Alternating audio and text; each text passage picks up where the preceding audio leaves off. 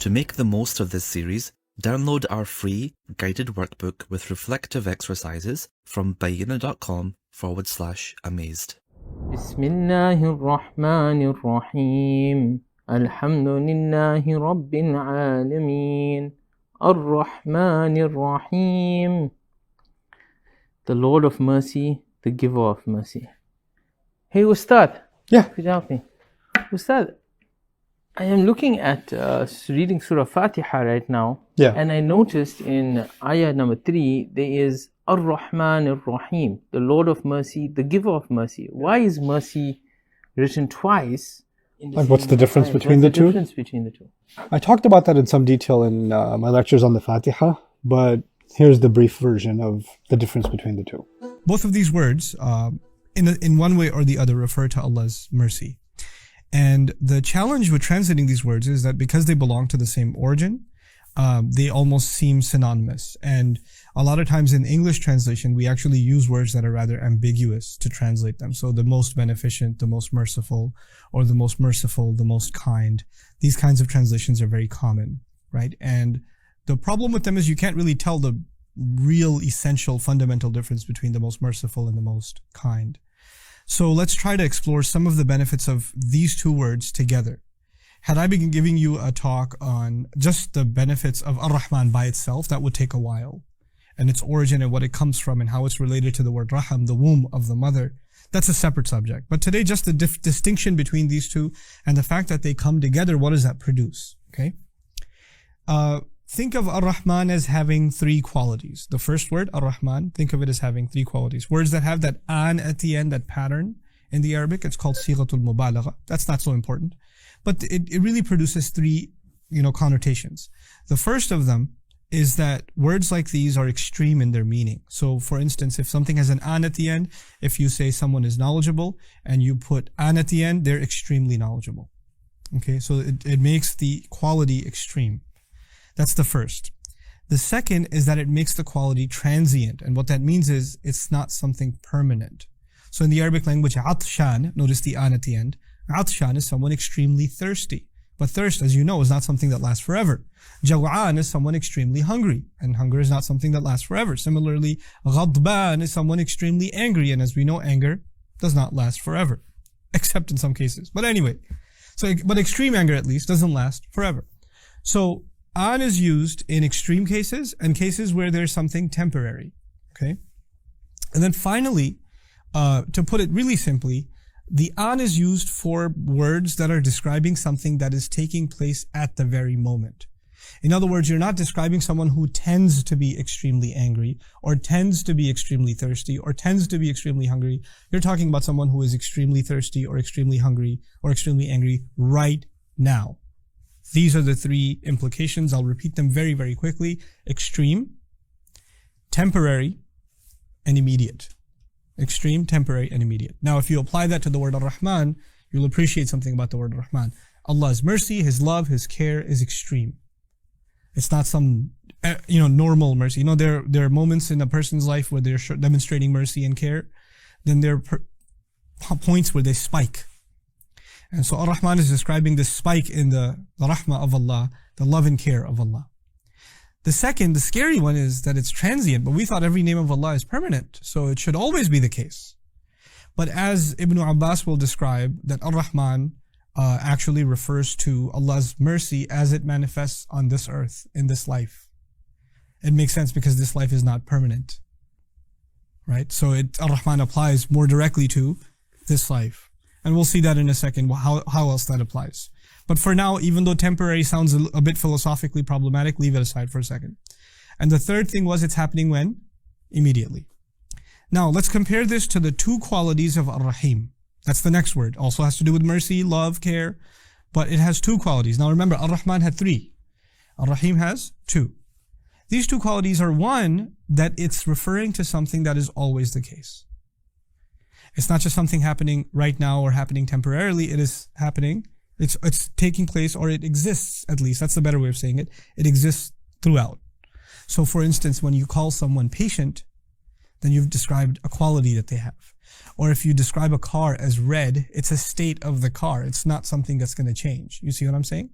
or you describe the sky as blue, then this is a quality of the sky. Okay?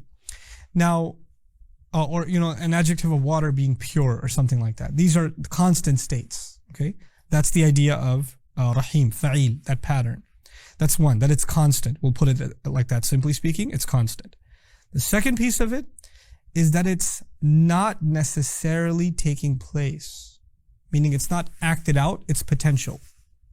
To make this easy to understand, if I say about my wife, she's patient, right? And that's a quality that she has. But right now she's not here, alhamdulillah, so I can talk about her. But she's not here. Maybe she's not being patient right now. Maybe she's actually being quite the opposite. In other words, she has the quality of patience, but it doesn't necessarily mean that it's being demonstrated right now. Similarly, you can say somebody's wise, but while they're sleeping, they're not demonstrating the quality of what? Wisdom, right? So you can have a quality, but it's not being demonstrated. You get what I'm saying? Now this is very different from Ar-Rahman, isn't it? Because in Ar-Rahman, it's being demonstrated when? Immediately. So now, 3 qualities of Ar-Rahman, and what are the 2 qualities of Ar-Rahim? That it's constant, and it's not necessarily being demonstrated. It's a dormant quality. Okay? Now, think about this. Why is Ar-Rahman first? Human beings, put it simply, human beings, we love immediacy. I like to give the example of somebody who works all week and they're going to get their paycheck on Friday. But their boss who hands them the paycheck isn't there. He's stuck in traffic somewhere. Right? And it's 4:45. I need to go. 5 o'clock because I need to go immediately because I need to catch a flight. And I need this money. I need to deposit it immediately because I'm going to need this money. And I don't see my boss. It's 4:45. And somebody comes to you and says, relax, relax, relax. The boss, he'll be here. He's reliable. He has a quality of what? Reliability. And you're like, yeah, I know he's reliable, but I wish he was being reliable right now. I don't need his quality of reliability to be dormant. I need it to be taking place at the moment. I need it right now. You see what I'm saying?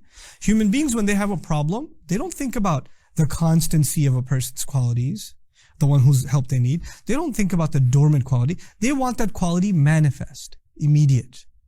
Our immediate concerns need to be met. So the immediacy. And what we want immediately is not just in small amounts, we want it in big amounts. We want it in big amounts. That's just human nature. I'll give you an example of hunger. If I'm super hungry and I'm cranky and I go home and I call my wife ahead of time, hey, you have anything at home? She says, yeah, good lunch at home. And I get home and instead of giving me the lunch that she promised, she says to me, what do you want to eat tomorrow? I say, I don't care. I just need food right now. I'm about to chew off my own arm. Can you just give me some food right? I can't think about tomorrow. What am I trying to tell you? Human beings, when they have an immediate need, they cannot think about the future. They can only think about the immediate. When the immediate need is met, if I satiate myself, I eat to my fill. What were you saying about tomorrow? Isn't that what happens? Happens with money. If you need to pay the bills, if you need to buy the thing right now, if you need to make the payment, all you can think about is right now. The moment you pay the bill, the moment you fill in the tuition, then you start thinking, how is the savings? How are we going to use them? Do you have enough for next month? Do we have enough for next week? You start thinking about the future. Look at the beauty of these words. Ar-Rahman is immediate because human beings are concerned first and foremost with the immediate. But as soon as the immediate is met, and met more than you can imagine, in an extreme way it is met. Allah's rahmah comes, Allah's love and mercy comes in extreme, amounts. And it takes care of your immediate need. As soon as your immediate needs are met, you start worrying about what? The future. And so Allah says He's also Ar-Rahim. It's constant. So one takes care of the immediate and the other takes care of the future. It's so awesome. Now imagine if this was flipped. Why isn't it flipped? Why isn't it Ar-Rahim, Ar-Rahman? That would actually suggest that right now, you just have to trust Allah's potential of being merciful. And eventually it will what? Manifest. No. It manifests right now. And you can trust that it will the potential, the rahmah is something constant, it'll always be there. And the last thing I'll share with you that's really beautiful, said by Zamakhshari and some other scholars, is that words that are immediate and extreme, they are acting out, like we said. And words that are adjectives, like Rahim, are constant and level. They're not extreme. And they're not being acted out necessarily.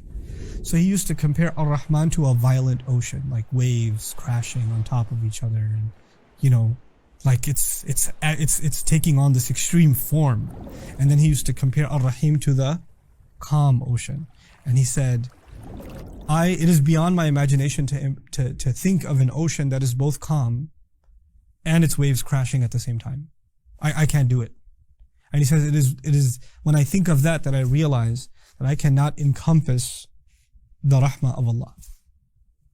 How can he be Ar-Rahman and Ar-Rahim at the same time? That is what makes these two words incredible. May Allah Azza wa Jal make us worthy of His rahmah in this life and in the next, and you will appreciate the genius of the companion who says, Ar-Rahman is for this world, Ar-Rahim is for the next world. Look at that. Look at how he said it. Ar-Rahman is temporary, just like this world is what? Temporary. And Ar-Rahim will always be there because the next life is what? Permanent. They could see it immediately. So their analysis of the Quran was on point without a 10-minute description. They just got it. May Allah Azza wa Jal help us appreciate and reflect on the power and beauty of the Quran. Barakallahu li wa lakum. Wassalamu alaikum wa rahmatullahi wa barakatuh. So much of the work on the Quran has been completed on Bayyinah TV. I want you to enjoy systematically studying the Quran from the beginning all the way to the end, in brief and then in great detail. And to do that, I'd like for you to sign up on BayyinahTV.com. And once you appreciate what's going on in Bayyinah TV, I want you to become an ambassador for it and share that subscription with friends and family and give it as a gift also. Thank you.